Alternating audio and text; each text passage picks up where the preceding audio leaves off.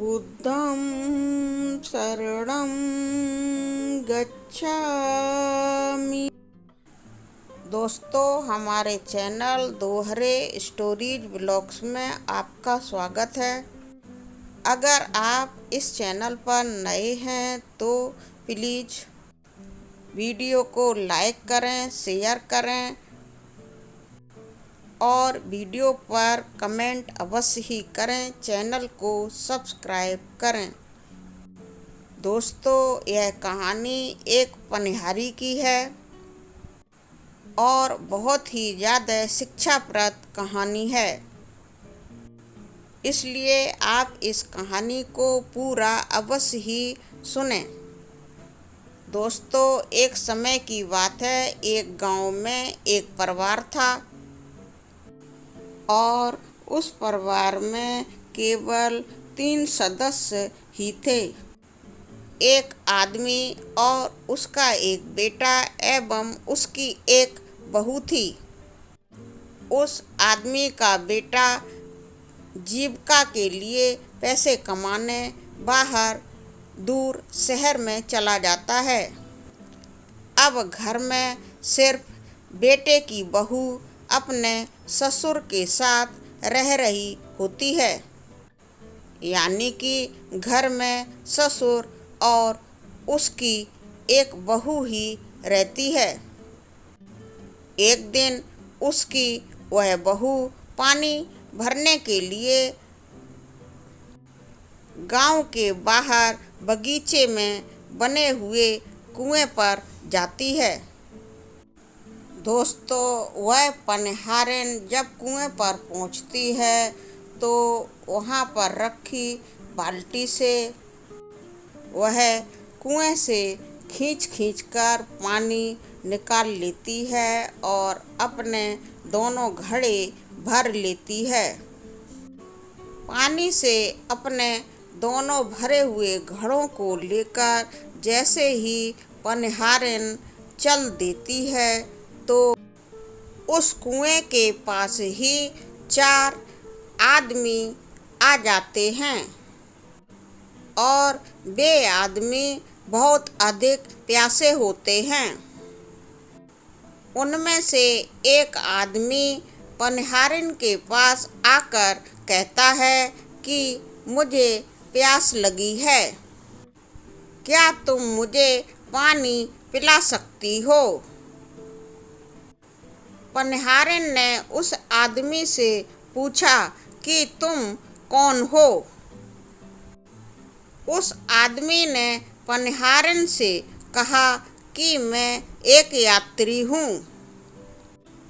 तब पनिहारिन ने उससे कहा कि इस संसार में सिर्फ 2 ही यात्री हैं, तो फिर तुम तीसरे यात्री कहाँ से आ गए, क्योंकि तीसरा यात्री तो कोई है ही नहीं। पनिहारिन की बात सुनकर वह यात्री वहाँ से थोड़ी दूर चला गया और चुपचाप जाकर एक तरफ निराश होकर बैठ गया।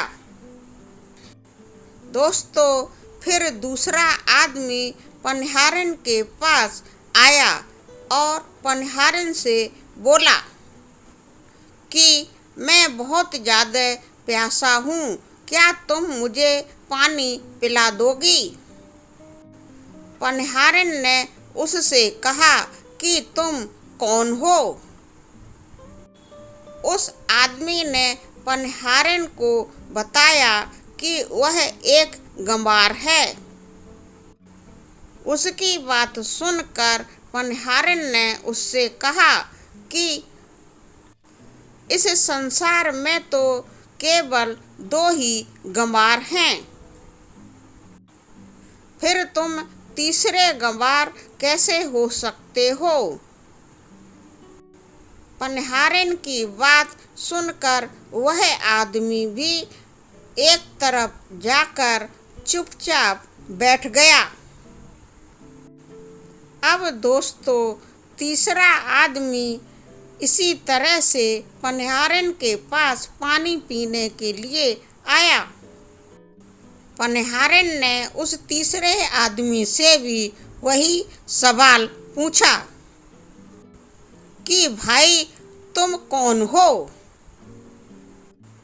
पनिहारन को उस तीसरे आदमी ने बताया कि वह एक गरीब आदमी है।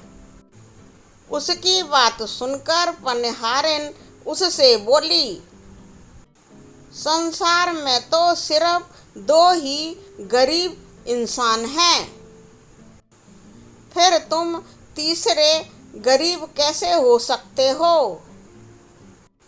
उसकी बात सुनकर वह आदमी चुपचाप हो गया, बहुत ज़्यादा निराश भी हो गया। पनिहारन के पास से दूर दूसरी तरफ चला गया और एक जगह पर चुपचाप बैठ गया। यह सब देखकर चौथा आदमी बहुत ज़्यादा घबरा गया, क्योंकि वह भी बहुत ज़्यादा प्यासा था। इसलिए उसकी हिम्मत ही नहीं हो रही थी कि वह पनिहारन के पास कैसे जाए और उससे पानी पिलाने के लिए कहे। बहुत सारी हिम्मत जुटाकर वह किसी तरह पनिहारन के पास तक आया और पनिहारन से बोला, मैं भी बहुत ज़्यादा प्यासा हूँ, क्या तुम मुझे पानी पिला सकती हो। पनिहारन ने वही प्रश्न उस चौथे आदमी से भी दोहराया, भैया जी तुम कौन हो।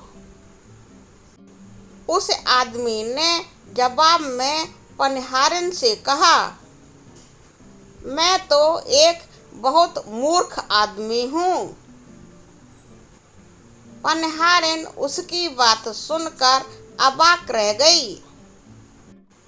फिर उसने धीरे से उसे समझाते हुए उससे कहा, इस संसार में तो सिर्फ दो ही मूर्ख हैं, फिर तुम तीसरे मूर्ख व्यक्ति कहाँ से आ गए।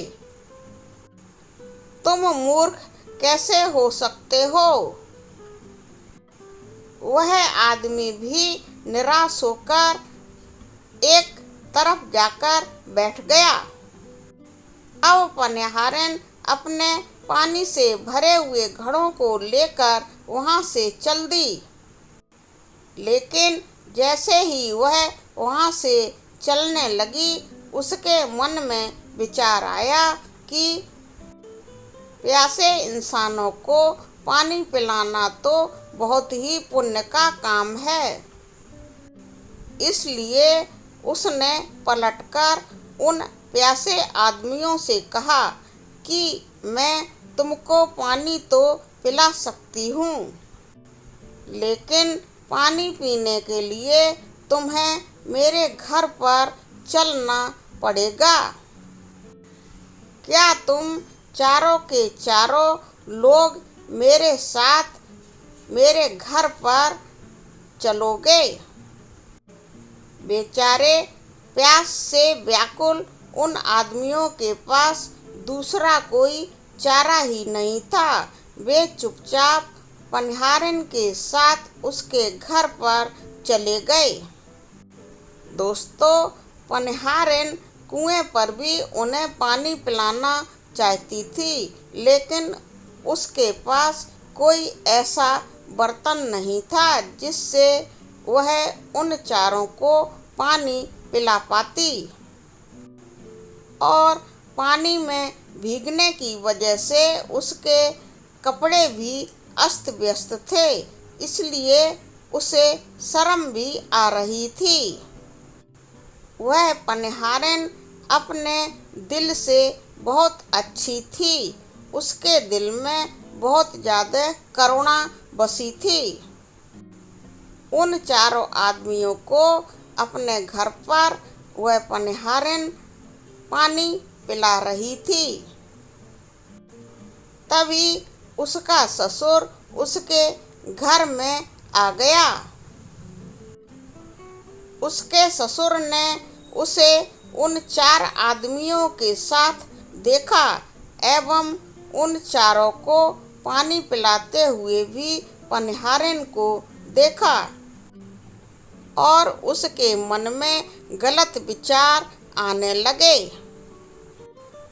वह आदमी जो कि ससुर था, बहू के बारे में सोचने लगा कि मेरी बहू अकेली है, मेरा लड़का तो बाहर कमाने के लिए गया है और यह मेरे घर में 4 आदमियों को लाकर गुलछर्रे मार रही है।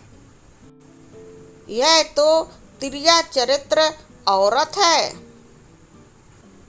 इतना सोचने के बाद वह बहुत ज़्यादा मानसिक परेशानी में आ गया। इसलिए वह वहाँ के राजा के पास दौड़ते हुए पहुँचा। हाँफते हुए वह राजा के दरबार में प्रवेश कर गया और राजा से अपनी फरियाद करने लगा। राजा ने उसकी फरियाद को सुना। उसने बताया कि मेरी बहू घर पर अकेली है और मेरा बेटा शहर में पैसे कमाने के लिए गया हुआ है।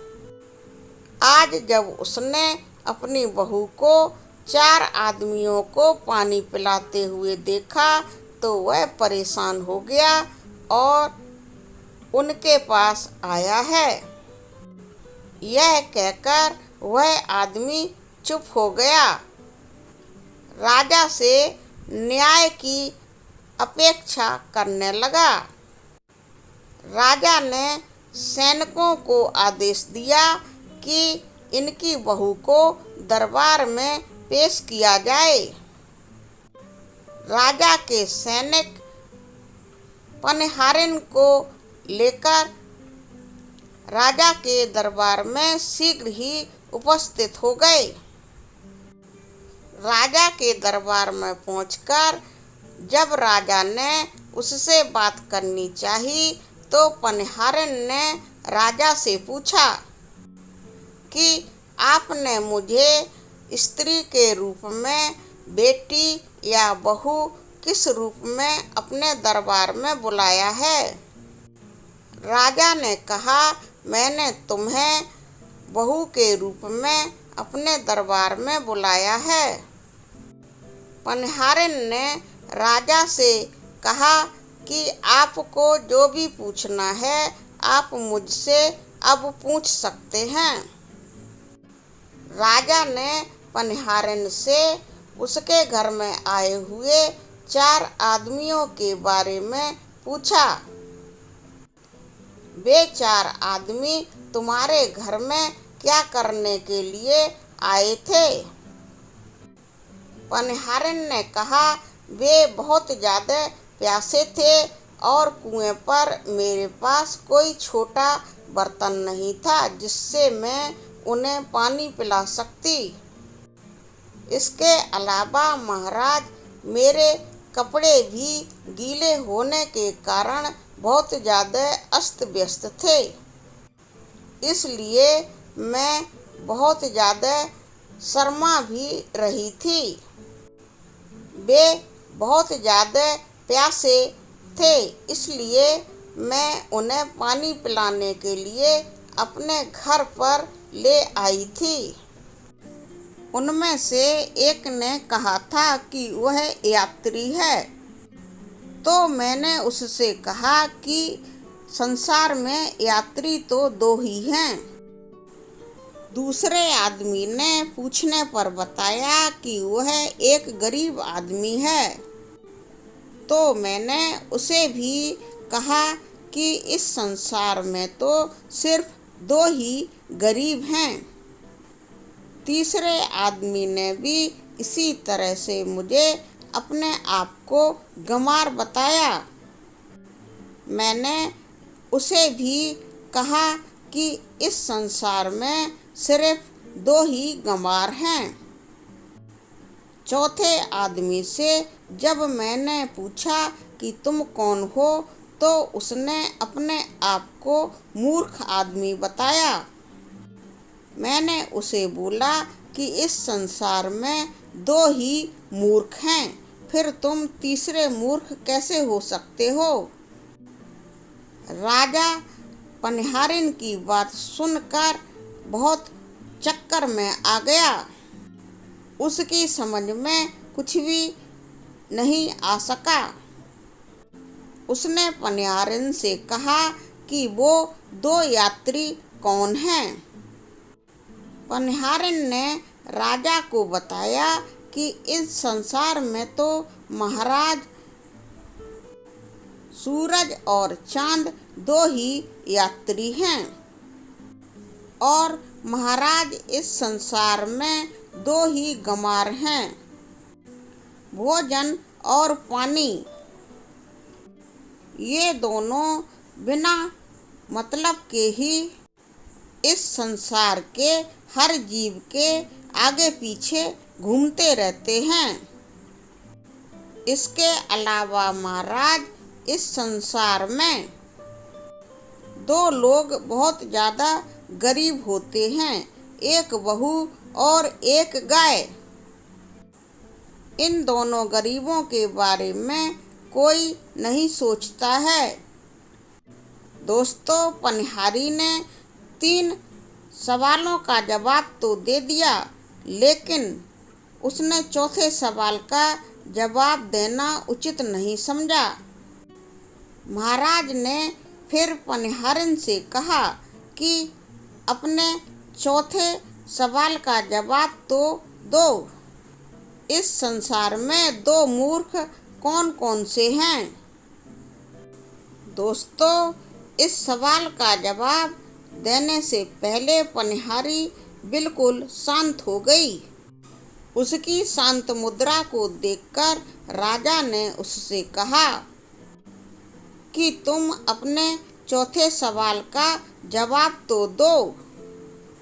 बार बार राजा के मुख से यह सुनकर पनिहारी राजा से बोली, महाराज, अगर आप मुझसे नाराज ना हो तो मैं अपने इस चौथे सवाल का जवाब भी आपको देने के लिए तैयार हूँ। राजा ने कहा, अच्छा ठीक है, तुम जवाब दो, मैं तुमसे नाराज नहीं होऊंगा।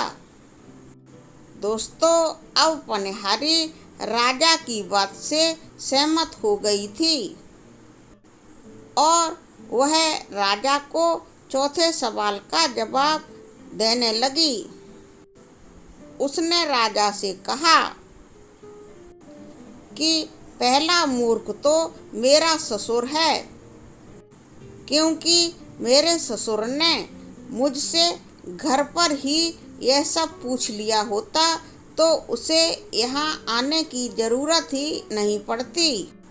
उसने तो मुझ पर उल्टा सीधा शक किया और फरियाद करने के लिए आपके पास तक आ गया।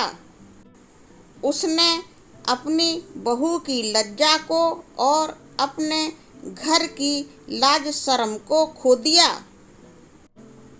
और महाराज, दूसरे मूर्ख आप स्वयं ही हैं, क्योंकि आपने भी मुझे गलत समझा और मुझे बुलाकर अपने दरबार में इस भरी सभा में पेश किया। हर नारी चरित्रहीन नहीं होती है। आपने मेरे स्वाभिमान को धक्का लगाया।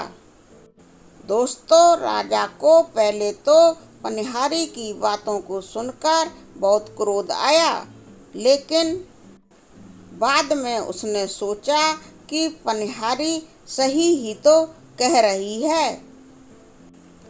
मैंने इसके बारे में कुछ भी न जानते हुए भी इसे अपने दरबार में पेश करवा लिया। उसकी इज्जत का भी ख्याल नहीं किया और उसके ससुर ने भी ठीक ऐसा ही किया था। यह सब सोचकर राजा बहुत शर्मिंदा हुआ और उसने अपना प्रायश्चित किया। पनिहारी को बाइज्जत उसके घर पर भिजवा दिया। दोस्तों, इस कहानी से हमें यह सीखने को मिलता है कि अगर हम किसी के बारे में कुछ नहीं जानते हैं तो हमें उसके बारे में गलत राय कायम नहीं करनी चाहिए।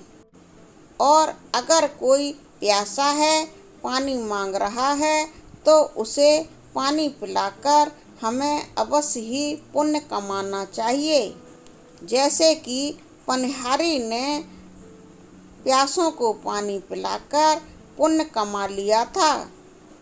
बस दोस्तों, यह कहानी यहाँ पर ही खत्म होती है। कहानी आपको कैसी लगी कमेंट सेक्शन में लिखकर अवश्य ही बताएं। प्लीज़ वीडियो को लाइक करें, शेयर करें और हमारे चैनल को सब्सक्राइब करें। धन्यवाद।